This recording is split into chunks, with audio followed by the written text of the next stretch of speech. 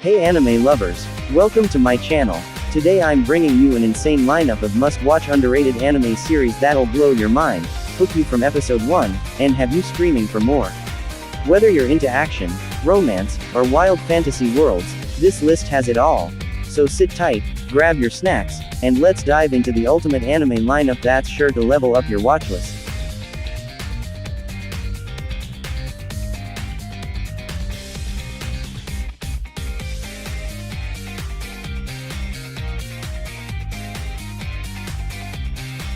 Number 6, My Isekai Life. The story follows Yuji Sano, a regular salaryman who suddenly finds himself transported to a new fantasy world. Classic isekai, right? But here's the twist. In this new world, instead of becoming a typical hero, Yuji uses his brainpower and accounting skills to level up and survive, unlocking an incredibly rare, Sage, class. When Yuji first arrived in the fantasy world, he encountered a slime that's different from the usual low-level monsters you often see in RPG-inspired settings. Yuji saw potential where others might see just a basic monster. This slime isn't just there for cuteness, it serves multiple important roles in Yuji's journey. What really makes this anime special is how it blends typical action-packed fantasy elements with slice-of-life moments. Yuji doesn't just go on quests and fight monsters, he builds a new life by creating a home, gathering allies, raising monsters, and exploring the amazing aspects of his new world at his own pace. This blend makes the story feel warm and inviting, balancing intense moments with relaxing, feel-good scenes. Yuji's transformation from an everyday office worker to the world's strongest sage is exciting to watch. His clever use of magic and strategy showcases that brainpower can be just as valuable as brawn in a fantasy setting. Number 5, Go, Loser Ranger. Classic superhero story on its head. Forget everything you know about colorful heroes saving the day. What if the heroes were the bad guys, and the monsters were the ones suffering? Imagine this. For 13 years, humanity has been safe thanks to the mighty Divine Dragon Rangers, a Super Sentai team of 5 heroes. Every Sunday, in a nationally televised broadcast, they fight and defeat a monster from the villainous army, which resides in a floating fortress in the sky. It's a grand spectacle, a symbol of hope and justice. But it's all a lie. The truth is, the villainous army was crushed in a single year, 13 years ago. The Rangers, or Dragon Keepers as they're known, struck a shady deal with the remaining low-level foot soldiers, the Dusters. They are forced to participate in these scripted, fake battles every week. The Dusters must regenerate, appear on cue, and get a public beatdown for the sake of human morale and TV ratings. For the Dusters, it's a life of humiliation and forced servitude. This is where our story's protagonist comes in, a nameless Duster, known only as Fighter D. He's tired of the charade. While his comrades have given up and accepted their fate, D's pride as an invader is still burning. He decides that enough is enough, and it's time to change the script. He wants a real fight, a real victory, and true world domination. But here's the thing. D is just a low-level henchman. He's not strong enough to take on the all-powerful Rangers head-on. So, he devises a plan. Using his Duster abilities, which include shapeshifting and high-speed regeneration, he decides to infiltrate the enemy. He'll join the Ranger Corps, rise through the ranks, and dismantle them from the inside out. So, if you're looking for an anime that's not afraid to question the status, with a fantastic premise, engaging characters, and a genuinely surprising story, Go, Loser Ranger is for you. It'll make you rethink everything you thought you knew about justice. Number 3, Baitoon. If you love adrenaline-pumping battles, psychological warfare, and suspenseful drama, this one's definitely for you. Baitoon follows the story of Ryota Sakamoto, a top player in the online battle game called Baitoon, a game centered around throwing bombs to defeat opponents. The twist: Ryota finds himself trapped on a mysterious, deserted island, and it's not a game anymore. Players are forced to fight each other using bombs similar to those in the game, with no way to escape unless they collect chips from defeated opponents. Each character must use strategy, wit, and their knowledge of the game to survive, but the stakes couldn't be higher. Their lives are on the line. While Ryota is largely portrayed as a highly skilled and intelligent player, the extreme survival situation in Baitoon brings out a tougher, sometimes ruthless side in him. Being thrust into a deadly game where every moment counts forces Ryota to make harsh decisions, often blending his calm, strategic mind with a cold, decisive edge. There are times when Sakamoto's roughness shows through his willingness to do whatever it takes to survive, even if it means betraying or confronting others.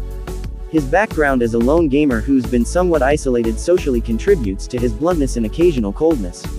Survival mode sharpens this, making him pragmatic, quick to distrust, and not afraid to take aggressive action when necessary. But what makes his roughness compelling is how it's balanced by moments of vulnerability and empathy, especially as he forms bonds with other characters.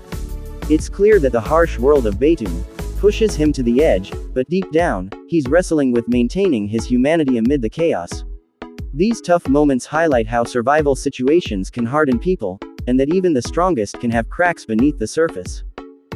Number 3. No longer allowed in another world. Do you know that whole trend where someone from our world gets hit by a truck and ends up in a fantasy world with a cheat code, basically becoming a superhero? Well, forget all that, because this series takes that entire trope, looks it dead in the eye, and throws it in the trash. Our protagonist Sensei starts the series trying to commit double suicide with his lover, Sunshin, by a raging river, but instead of jumping they get hit by a truck, and just like that Sensei wakes up alone in a high fantasy world. His stats are pathetic, his HP is 1 and he still wants to die. This isn't your typical hero's journey. You're used to this as the story of a depressed, suicidal author who just wants to find a peaceful place to die, and the universe, in its infinite irony, keeps bringing him back from the brink, forcing him to be a hero against his will. Here's where the show pulls off its biggest twist. The title, No Longer Allowed in Another World, isn't about Sensei, it's about the other Isekai protagonists. As Sensei travels, he discovers that the Demon King they were summoned to fight is actually one of these power-hungry otherworlders who has overstayed their welcome and become a tyrant. Brilliantly reframes the entire genre. In this world, the Isekai protagonists aren't the saviors, they're the problem. Sensei, the most reluctant and emotionally broken of them all, his unique ability, the one thing that separates him from every other summoned hero, he has the power to send otherworlders back home. What's truly fascinating about this series is, despite his constant desire for death, Sensei isn't a heartless nihilist. He's surprisingly perceptive and respectful of others, often listening to their problems and using his storyteller ability to uncover the deeper truths about the world, the summoned heroes and its inhabitants. So if you're a fan of Isekai, you need to watch this. If you're sick of Isekai, you really need to watch this. This is the anti-Isekai that reminds us that even in the darkest of worlds, and in the most cynical of hearts, there's still a story worth telling. Number 2. Cautious Hero. The story follows Seiya Ryuguin, a hero summoned by the goddess Ristar to save the world of Gaiabrand. It sounds pretty typical, right? Well, not really. Seiya isn't your average hero. Nope, he's extremely, super cautious. While most heroes dive headfirst into battles, Seiya spends weeks training, leveling up his stats, and preparing for even the tiniest fight. He'll slave away crafting the best gear and developing strategies that make sure he can breeze through any enemy, no matter how. Of course, this extreme preparation pays off. Seiya's battles are intense and stylish, showing off advanced tactics and his overpowered abilities. It's a thrilling watch for fans of fast-paced fantasy action. There are times when Seiya realizes that he might not win a battle. It usually means things are far more serious than usual, like facing an overwhelmingly powerful enemy or encountering unexpected situations beyond his standard preparation. He might retreat temporarily to regroup, train harder, or find new strategies and equipment to turn the tables. This approach makes his character stand out. He's not just strong but smart, always thinking several moves ahead, and never underestimating his foes, and this obsessive caution drives the goddess Ristar crazy. She just wants to save the world on time, but Seiya's over-the-top precautions cause delays and, well, a lot of hilarious moments. Their dynamic is a major highlight of the show, equal parts funny and endearing.